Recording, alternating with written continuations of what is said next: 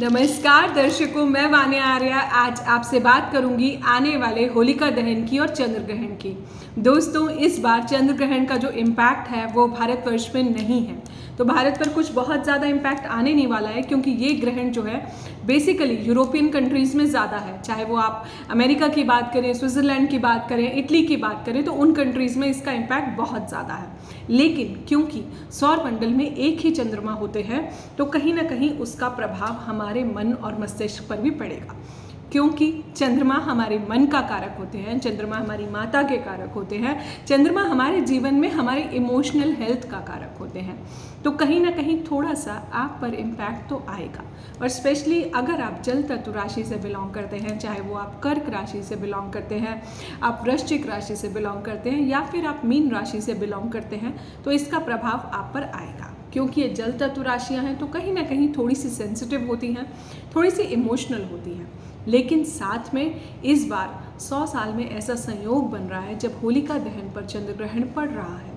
लेकिन खास बात इसमें नोट करने की ये है कि ये जो चंद्र ग्रहण है ये 25 मार्च को सुबह 10:40 से लेकर 3:02 तक अप्रॉक्सीमेटली रहेगा।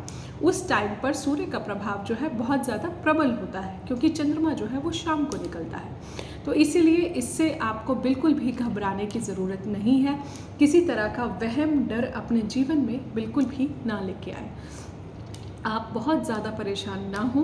प्रेग्नेंट लेडीज़ थोड़ी सी कॉशन लेके चलें। आप कुछ कटिंग, चॉपिंग या सिजर वगैरह का ये सब प्रयोग जो है आप अपनी लाइफ में ना करें। ग्रहण के दौरान जितना हो सकता है भगवान शिव की आप आराधना करें। ओम नमः शिवाय का जाप करें, नमः शिवाय का जाप करें, त्र्यंबकम मंत्र का जाप कर सकते हैं। ओम त्र्यंबकम यजामहे सुगंधिम पुष्टिवर्धनम उर्वारुके में विबंधनात् मृत्योर्मोक्षी मामृतात्। आज चंद्रदेव की आराधना कर सकते हैं। ओम सोम सोमाय नमः का आप जाप कर सकते हैं। अपनी मदर की ब्लेसिंग्स ले सकते हैं। जितना हो सकता है आप अपनी मदर से रिस्पेक्ट से बात करें, आप उनके पैर छुएं, उनकी ब्लेसिंग्स लें।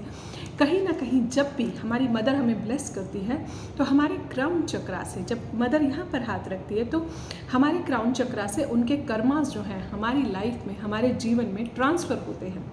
अपनी इमोशनल हेल्थ को अच्छा रखने का सबसे अच्छा यही तरीका है कि आप अपनी मदर की जो है अपने जीवन में बहुत ज़्यादा रिस्पेक्ट करें। अब बात करती हूँ होलिका दहन की, क्योंकि साथ में होलिका दहन भी है। होलिका दहन है 24 तारीख को रात को 11:15 से लेकर 12 जो है 12:30 बजे तक आपका 1.25 घंटे का अप्रॉक्सीमेटली जो पीरियड है, ये आपका होलिका दहन का पीरियड है। इसमें जितना ज़्यादा हो सकता है आपकी लाइफ से जो भी आप अपने जीवन से रिलीज़ करना चाहते हैं, वो नेगेटिविटी आप अपने जीवन से निकाल दीजिए। इसमें भगवान विष्णु की आप जितनी आराधना कर सकते हैं, भगवान नरसिंह की आप जितनी आराधना कर सकते हैं, प्रहलाद जी की आप जितनी आराधना कर सकते हैं, उतना आपके लाइफ के लिए अच्छा है।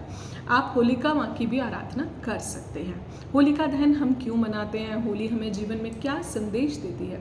होली हमें जीवन में ये कहती है कि जो भी हमारी लाइफ में नेगेटिविटी है, जो भी दुश्मन है, हम उनसे जो है ये वो टाइम होता है रंग भरने का, किसी के जीवन में रंग भरने का। अपने लिए तो हम जीवन में हमेशा ही करते हैं, कभी कभी हमें दूसरों के जीवन में भी जो है रंग भरने चाहिए। ये टाइम होता है जो भी आपकी लाइफ में जो भी द्वेष है, जो भी नेगेटिविटी है, उसको अब हम ये टाइम बेस्ट होता है क्लियर करने का। ऋतु परिवर्तन भी है, साइंटिफिक रीजंस जैसे मैंने आपको कल की वीडियो में समझाए थे कि क्यों मनाते हैं होली, क्या उसका कारण होता है। तो इसीलिए अगर आपको लगे चंद्र ग्रहण के दौरान थोड़ा सा भी अगर आपको लो लगता है, तो आप चंद्रदेव की आराधना करो, भगवान शिव की आराधना करो, शिवलिंग पर जल चढ़ाओ, गंगा जल से आप स्नान कर सकते हैं। इसके अलावा अगर हम बात करते हैं कुछ दान करने की, तो कुछ सफ़ेद चीज़ का भी आप दान कर सकते हैं, चाहे वो दूध का दान हो, चावल का दान हो, चीनी का दान हो, पानी का दान हो। दान होता है, आपकी इंटेंशन प्योर होनी चाहिए, उसके लिए आपका बिलीफ सिस्टम प्योर होना चाहिए। दान किसी को दिखा के नहीं करना है, दान हम अपने लिए करते हैं, दान हम अपने कर्मास को अपने जीवन में, अपनी लाइफ में नलिफाई करने के लिए करते हैं।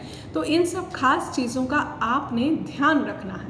मेडिटेशन करना इस टाइम पर बहुत ज़्यादा ज़रूरी है। जैसे कि भगवान भोलेनाथ बहुत ज़्यादा भोले होते हैं, भगवान शिव ने भी अपने मस्तक पर चंद्रमा को धारण किया था। तो जितना ज़्यादा आप चंद्रमा को अर्घ देंगे, ओम सोम सोमाय नमः का जाप करेंगे, आप उनको दूध से अर्घ दे सकते हैं।